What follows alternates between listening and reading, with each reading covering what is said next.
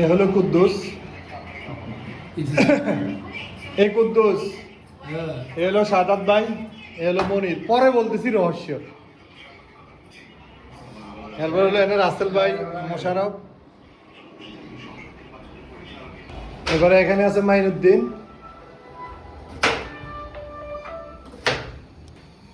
এরপরে এখানে এই যে পেঁয়াজ, রসুন, আদা এগুলো কাটিং চলতেছে। ব্লেন্ডার হয়েছে এতক্ষণ পেঁয়াজ, রসুন, আদা।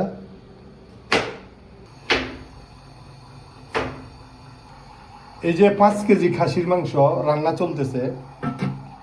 কেন রান্নাটা চলতেছে? এটা হলো কুদ্দুস বাজি ধরছিল।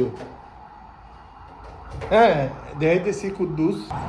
এ হলো কুদ্দুস, এ বাজি ধরছিল গতকালকে, যে আমার সাথে বাজি ধরছিল।